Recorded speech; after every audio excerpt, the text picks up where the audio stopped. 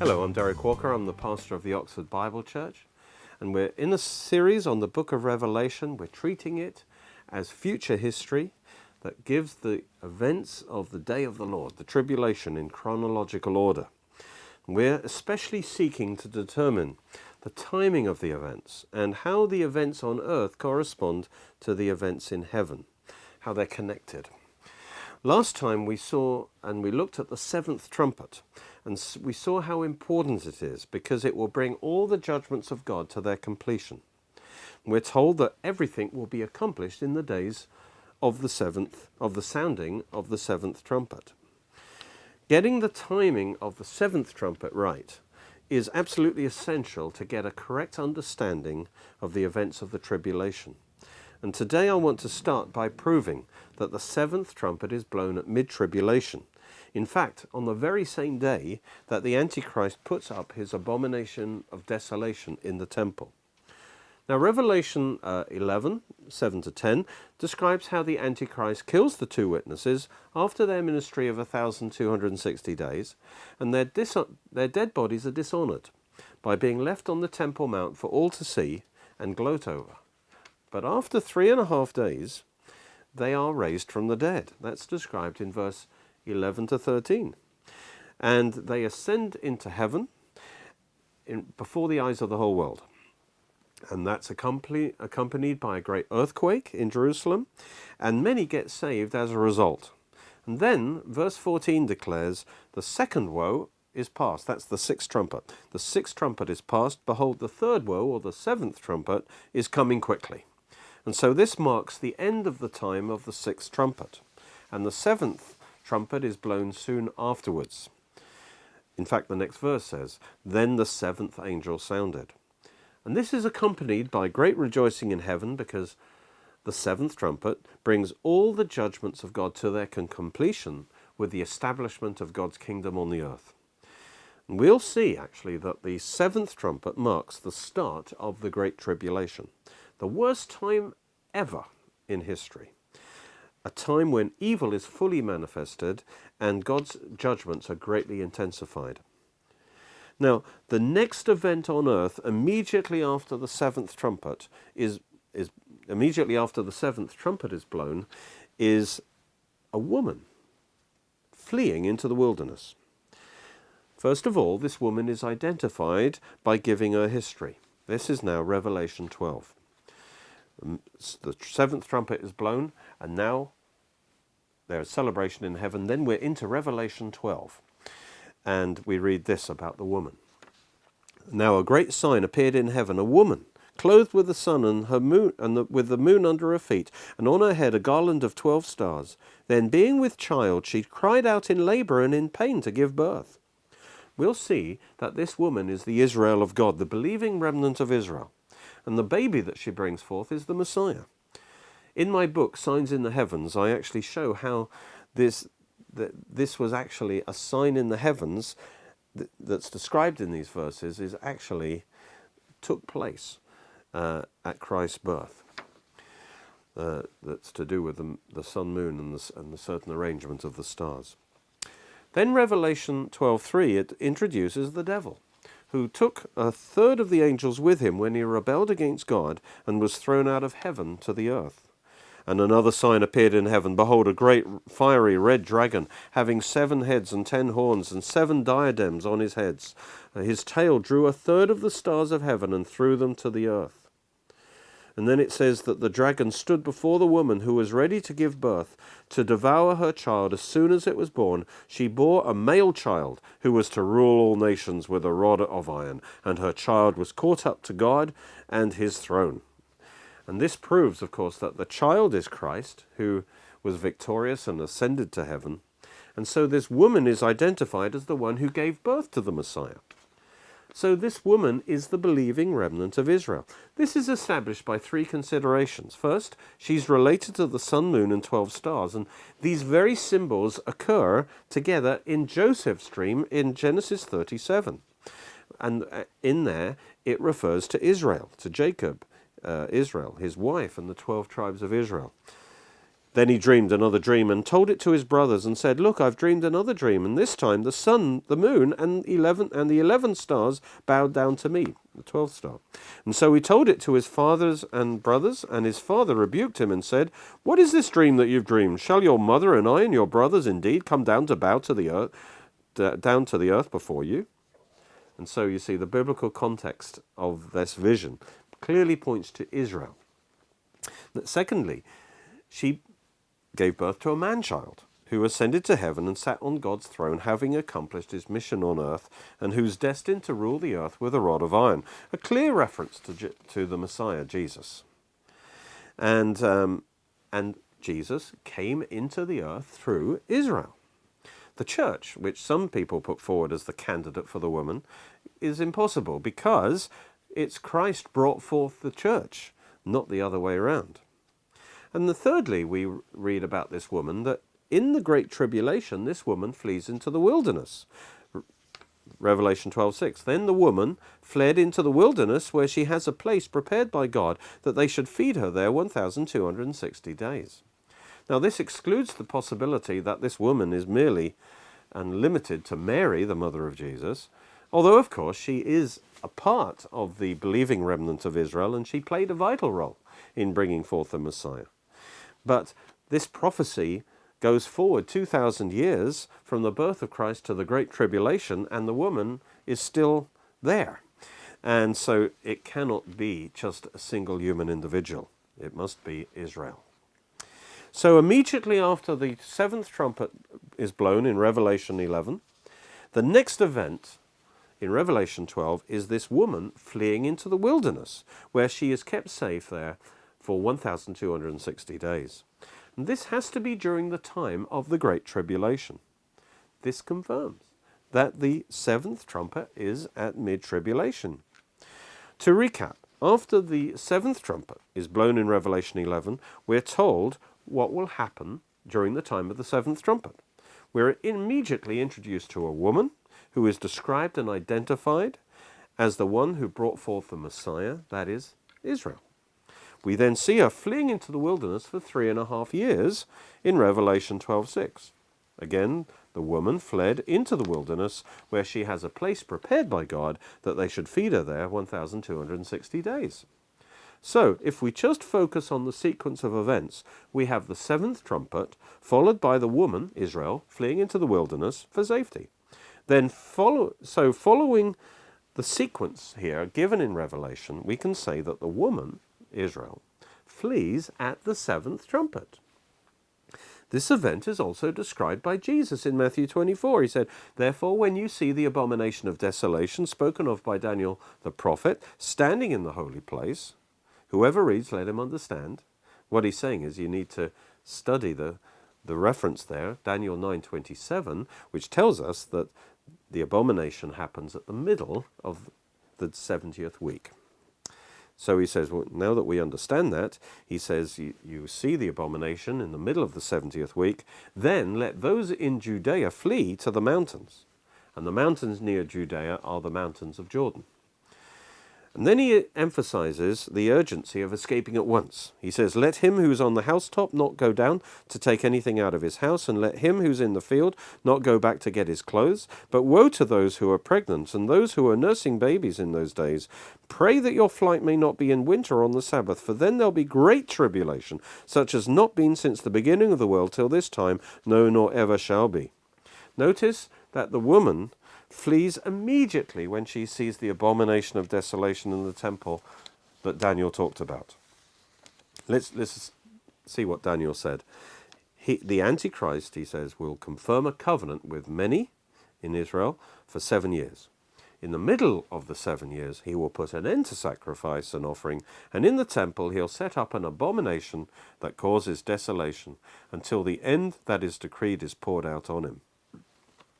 Daniel clearly tells us that this happens in the middle of Daniel's 70th week.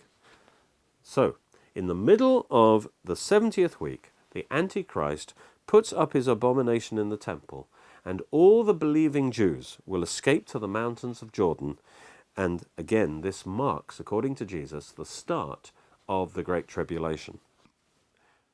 Therefore, Matthew 24 tells us that the woman, Israel, escapes at the abomination.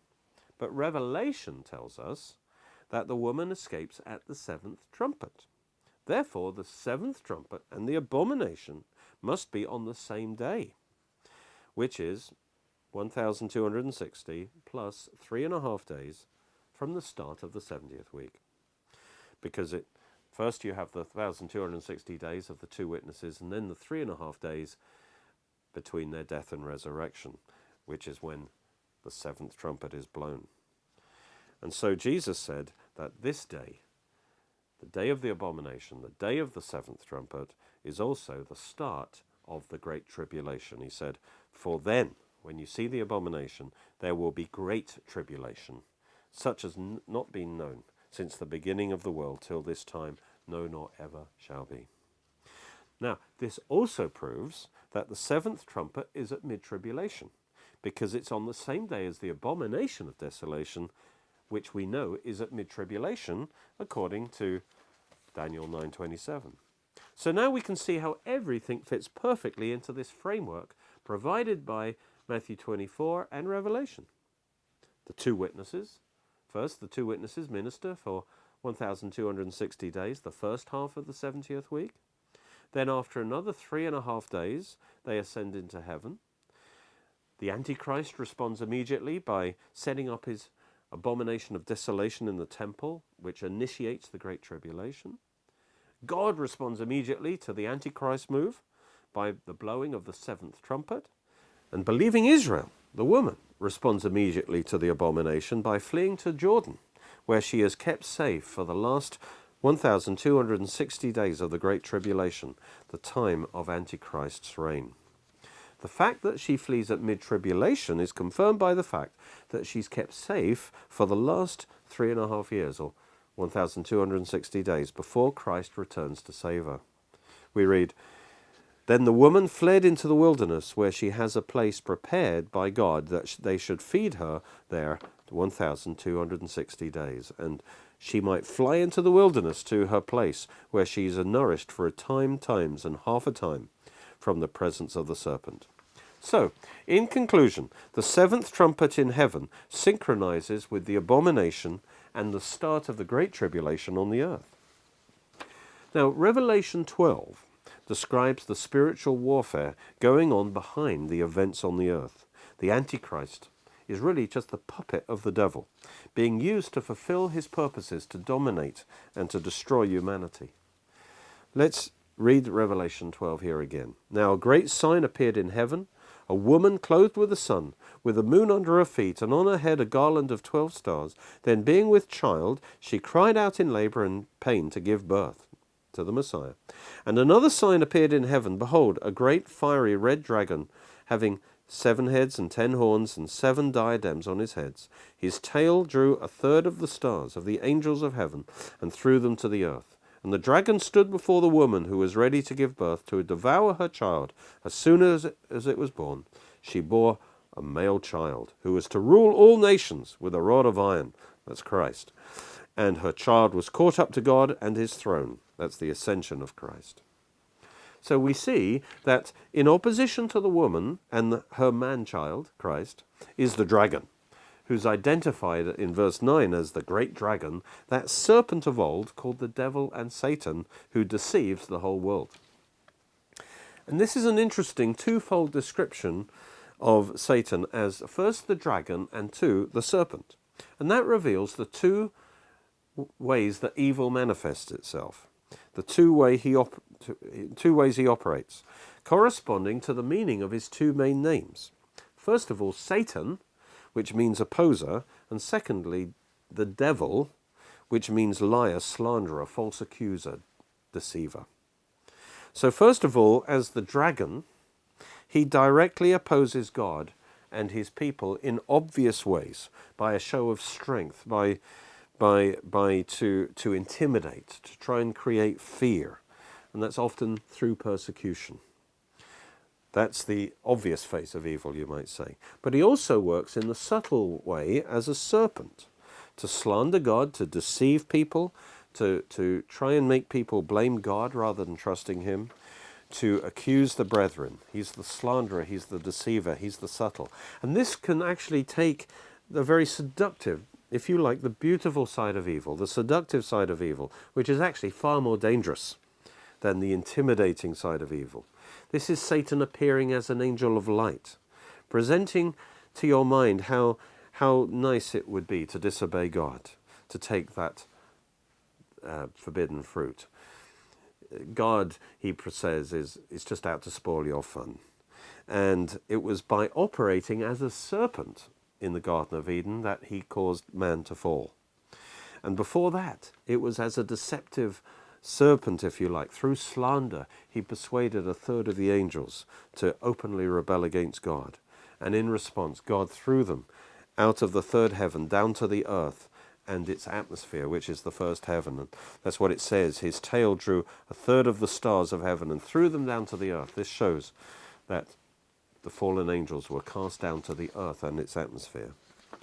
In the tribulation, the spiritual warfare between God and Satan comes to its climax.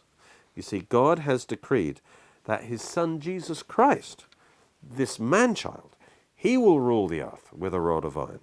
But Satan is contesting that. He wants to install his seed, the Antichrist, as the world dictator. And through him, Satan controls the earth. And so the dragon tried to kill the child as soon as he was born. And that's what happened with Christ, by stirring up King Herod to kill all the babies of Bethlehem.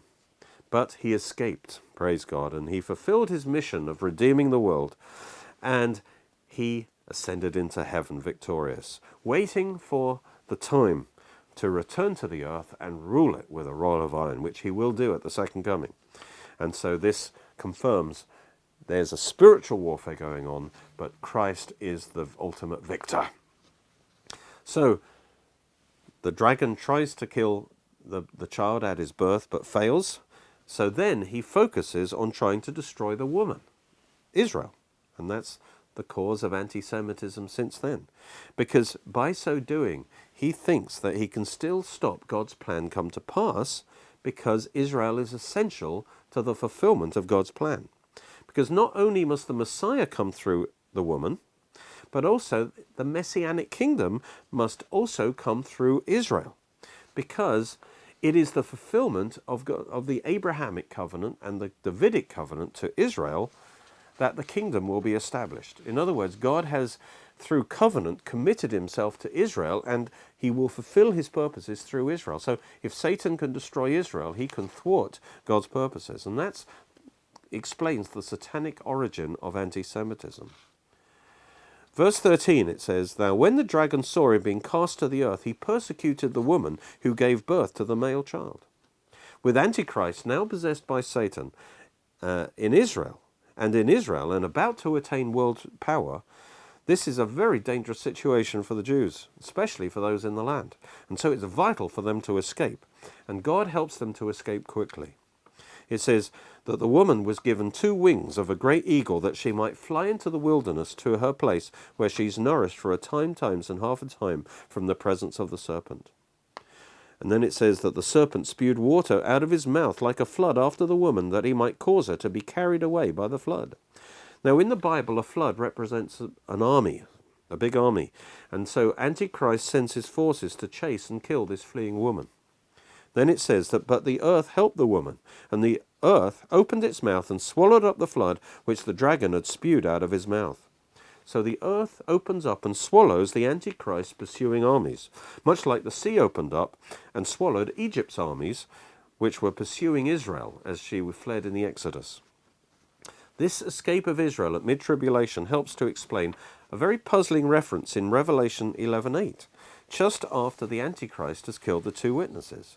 It says their dead bodies will lie in the street, literally the broad place of the great city, which is of course the Temple Mount, which spiritually is called Sodom and Egypt, where also their Lord was crucified.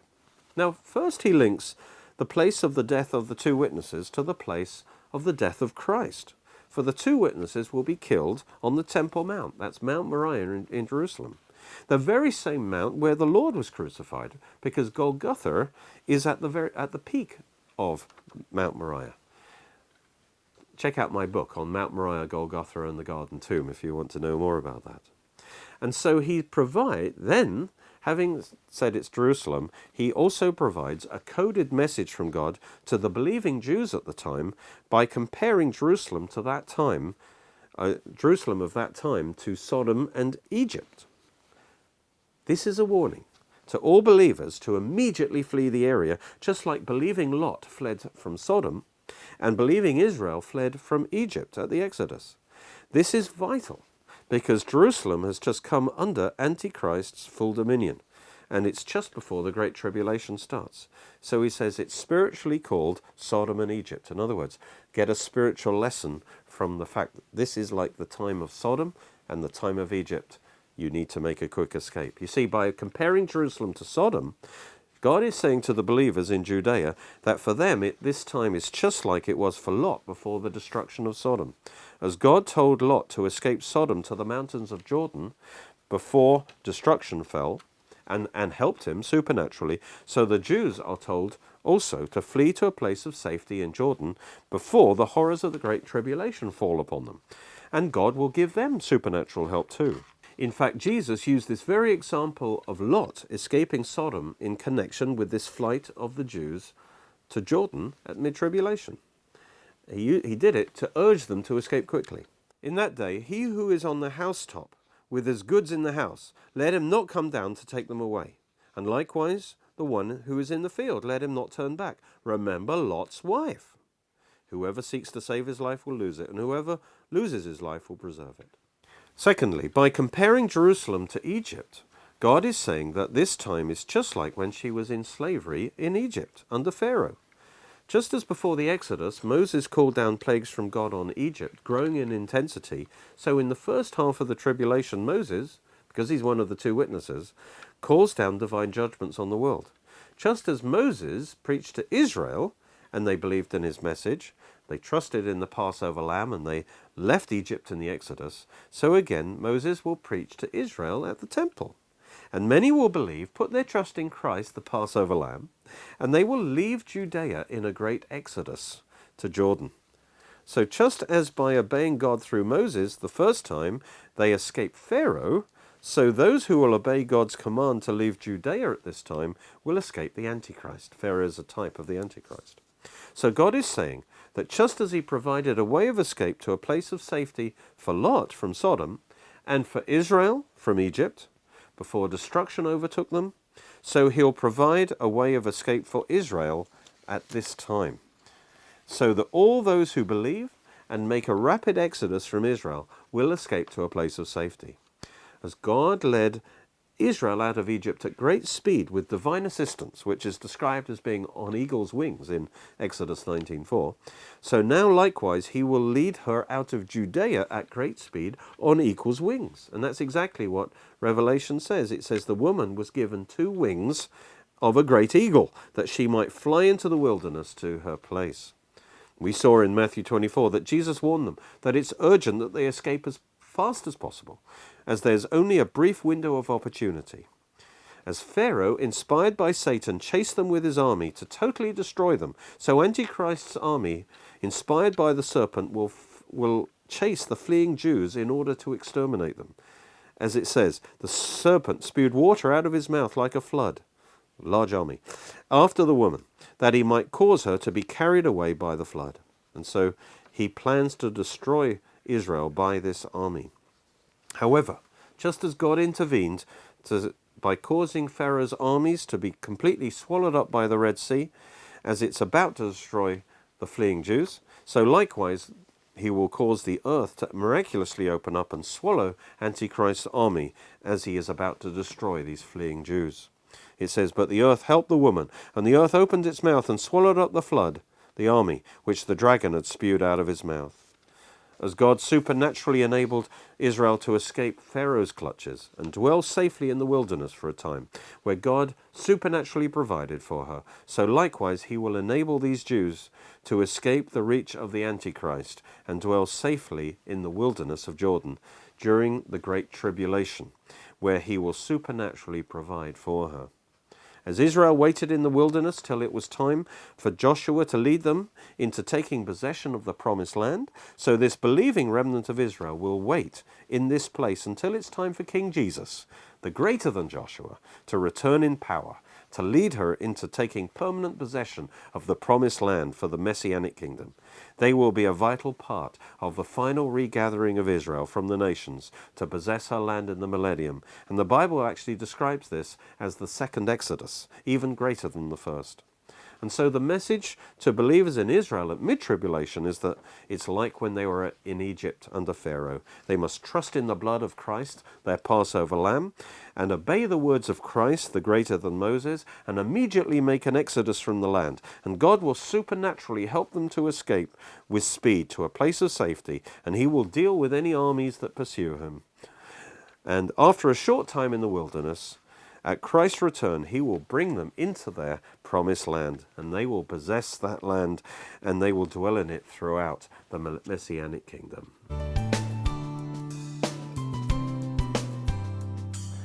My mega book on prophecy is called A Panorama of Prophecy. It's 650 pages, and it covers the whole subject of Bible prophecy. And I felt that for many people, they would love a bigger edition of it. So this is the A4 size edition. Now, it's a bit more expensive, £40, but it makes it much more easy to study from. Let me encourage you, if you're a real student, to get this Panorama Mega Edition.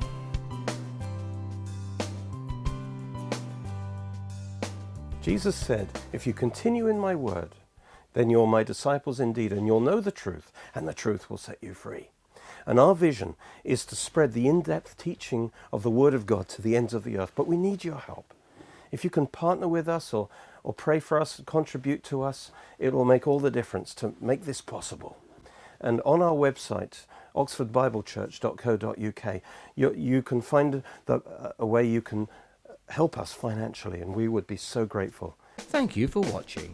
You can watch more of our teachings on our Oxford Bible Church Roku channel and Derek Walker YouTube channel. You're most welcome to join us at our church services, which are every Sunday at 11 a.m. and 6 p.m. at Cheney School, Headington, Oxford, OX3 7QH. You can order CDs, DVDs, books and other great products from our online shop at www.oxfordbiblechurch.co.uk or by calling 01865 515 086.